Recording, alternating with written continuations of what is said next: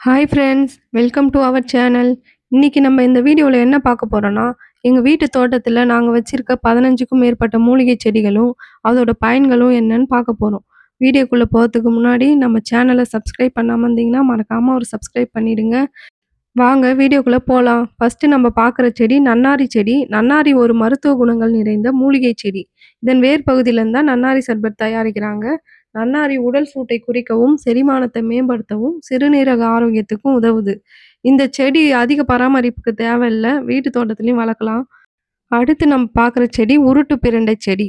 உருட்டு பிரண்டை வந்து ஒரு மருத்துவ குணங்கள் நிறைந்த கொடி வகையான செடி. பாரம்பரிய மருத்துவத்துல பல ஆண்டுகளாக இத பயன்படுத்துறாங்க. இதுல கால்சியம் மற்றும் பல சத்துக்கள் இருப்பதால் எலும்பு ஆரோக்கியத்துக்கு உதவுது. மேலும் செரிமானத்தை வந்து மேம்படுத்துது. பசியை தூண்டவும் உதவுது.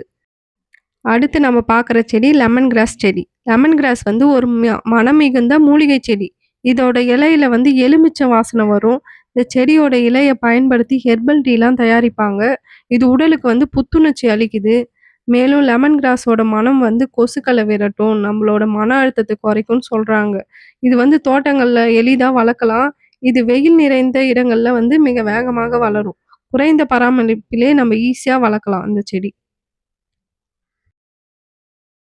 அடுத்து நம்ம பார்க்குற செடி இன்சுலின் செடி. இந்த செடி ஒண்ணு நட்டாலே போதும், கீழேருந்து நெறையா செடிகளா வளரும்.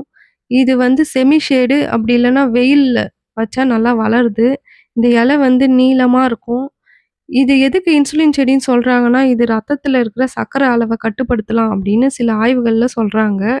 இதுல வந்து ஆன்டி ஆக்ஸிடென்ட் நெறையா இருக்கு. ஆன்டி ஆக்ஸிடென்ட் இருக்கிறதுனால உடல்ல உள்ள செல்ல வந்து பாதுகாக்க உதவலாம் அப்படின்னு ஆராய்ச்சிகள் சொல்லுது. சர்க்கரை நோய் இருக்கிறவங்க மருத்துவர்கிட்ட கேட்டதுக்கு அப்புறம் இத யூஸ் பண்றது நல்லது. இந்த செடி ஈஸியா வளரக்கூடிய செடி. யார் வேணாலும் வீட்ல வளர்க்கலாம் தோட்டத்துல. அடுத்து நம்ம பார்க்குற செடி துளசி செடி. துளசி செடிய பத்தி உங்களுக்கே தெரியும். இந்த ஒரு செடி இருந்தா ஆரோக்கியமும் இருக்கும், ஆன்மீகமும் இருக்கும் நம்ம வீட்ல. துளசி செடி வந்து இந்தியாவோட புனிதமான செடின்னு சொல்றாங்க. இது இலைய வந்து சளி, இருமல் போன்ற பிரச்சனைக்கு பயன்படுத்தலாம். துளசி செடி வந்து காற்றோட தரத்த மேம்படுத்த உதவும்னு சொல்றாங்க. இந்த செடி தினமும் 4 முதல் 6 மணி நேரம் வெயில் இருக்கிற மாரி இடத்துல வச்சா நல்லா வளரும். அடுத்து நம்ம பார்க்குற செடி ரணகல்லி. இத கட்டி போட்டா குட்டி போடுற செடின்னு சொல்லுவாங்க. இந்த ஒரு இலைய எடுத்து மண்ணுல வச்சா அதுலேருந்து பல செடி வரும். இந்த செடி குறைஞ்ச தண்ணீர்லயே நல்லா வளரும். வெயில் கிடைக்கிற இடத்துல வேகமா வளரும். வீட்டு தோட்டத்துல எளிதா வளர்க்கலாம்.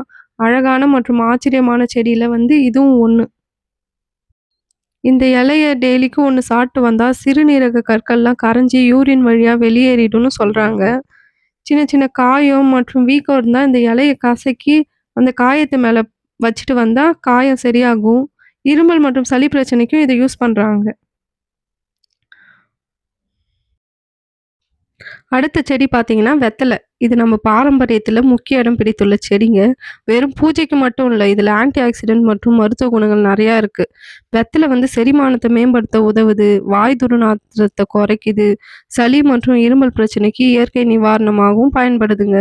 மேலும் வீட்ல வெத்தல செடிய வளர்ப்பது ரொம்ப ரொம்ப எளிது. அரை நிழல்ல வச்சு மிதமான தண்ணீர் ஊத்தி வந்தா நல்லா வளருங்க. அடுத்தது பார்த்தீங்கன்னா, கத்தாழை. இதுல உள்ள ஜெல்லு வந்து சருமத்தை ஈரப்பதமா வைக்கிறதுக்கு உதவுதுங்க. சிறிய தீக்காயங்கள் மற்றும் வெயில் பாதிப்புக்கு குளிர்ச்சி தரும் இயற்கை தீர்வாகவும் இது பயன்படுது. கத்தாழை செடிய வளர்ப்பது ரொம்ப ரொம்ப எளிது.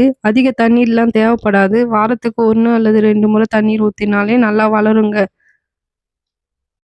இத காலையில ஜூஸ் போட்டு குடிக்கலாம். அப்படி இல்லன்னா தலையில தேய்ச்சு கூட குளிக்கலாங்க. நம்ம அடுத்து பார்க்குற செடி பிரண்டங்க. எலும்புகள வலுவாக்கும் அற்புதமான கொடி செடி இது. இது வந்து பாரம்பரிய மருத்துவத்துல முக்கிய இடம் பெற்ற செடி. எலும்பு ஆரோக்கியத்துக்கு உதவுவதா நம்பப்படுதுங்க. இதுல கால்சியம் மற்றும் பல சத்துக்கள் இருக்கு. பிரண்டைய துவையல் செய்வோம், சட்னி அல்லது ரசம் செஞ்சு கூட சாப்பிடுவாங்க. மேலும் இந்த செடிய வீட்ல எளிதா வளர்க்கலாம். ஒரு சிறிய கொம்ப நட்டாலே வேகமா அது வளர்ந்துடும். அடுத்து நம்ம பார்க்குற செடி கற்றாழை. போன வாட்டி பார்த்தோம்ல, அது வந்து நீள நீளமா இருக்கும். இது பார்த்தீங்கன்னா, குட்டையாவே வளரும். பார்க்கறதுக்கு கீழ வந்து தடிமனா இருக்கும். மேல வந்து ஷார்ப்பா வரும். ஒரு ட்ரையாங்கிள் ஷேப் மாதிரி வளரும். இது ஒரு விதமான கத்தாழங்க. அடுத்த செடி பார்த்தீங்கன்னா, கோடை காலத்துல நம்ம உடல குளிர்ச்சியா வைத்திருக்கணும் சப்ஜா வித வந்து இந்த செடியிலேருந்து தாங்க எடுக்குறாங்க. இந்த செடி வேகமா வளர்ந்துருங்க. விதை போட்டா ஈஸியா வளர்க்குற செடி இது. அடுத்து நம்ம பார்க்குற செடி வெட்டிவேர். இது ஒரு புல்லு மாதிரி வளருங்க. ஒரு 5 அடி வரைக்கும் வளரும். இதோட வேர் வந்து மண்ண இறுக்கி பிடிச்சு மண் அரிப்ப தடுக்க உதவுதுன்னு சொல்றாங்க. கோடை காலத்துல இந்த வெட்டி வேர் ஊற வச்ச தண்ணிய குடிச்சா உடலுக்கு ரொம்ப குளிர்ச்சிய தரும். இந்த வெட்டி வேர வந்து தேங்காய் எண்ணெயில கூட ஊற வச்சு தலைக்கு கூட தேய்ச்சிக்கிறாங்க. இந்த செடிய வீட்டு தோட்டத்துல ஈஸியா வளர்க்கலாம். அதிக பராமரிப்புலாம் தேவைப்படாது.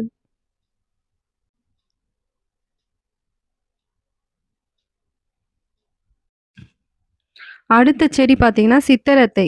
இது ஒரு இஞ்சி குடும்பத்த சேர்ந்ததுங்க. இத ஒரு செமி ஷேடு அப்படி இல்லன்னா, ஒரு ஷேடோவான இடத்துல வச்சீங்கன்னா நல்லா வளரும்.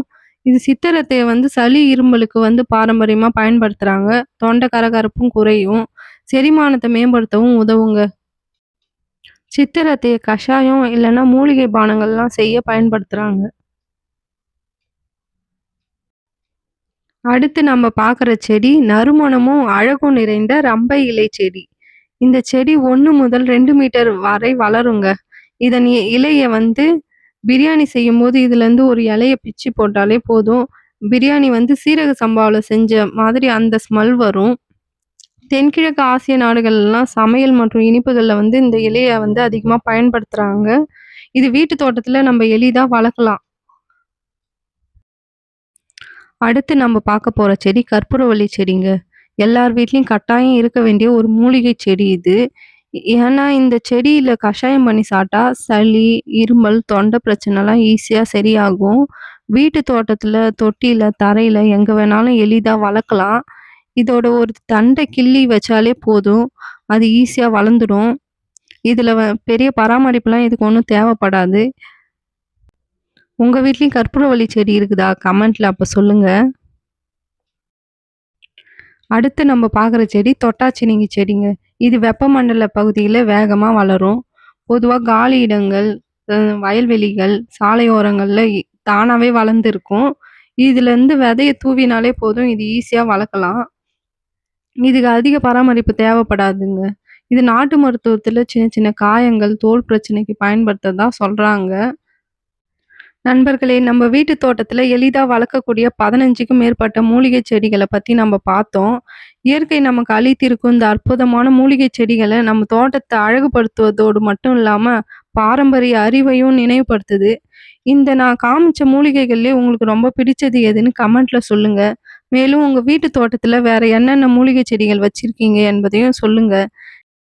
இந்த வீடியோ உங்களுக்கு யூஸ்ஃபுல்லா இருந்தா ஒரு லைக் குடுங்க. மற்றும் உங்கள் நண்பர்கள் மற்றும் குடும்பத்தினருடன் ஷேர் செய்யுங்க. இது போன்ற பயனுள்ள மூலிகை தகவல்களுக்கு நம்ம சேனல சப்ஸ்கிரைப் செய்து பெல் ஐகான அழுத்த மறக்காதீங்க. மீண்டும் ஒரு பயனுள்ள வீடியோல சந்திப்போம். அதுவரைக்கும் நன்றி, வணக்கம்.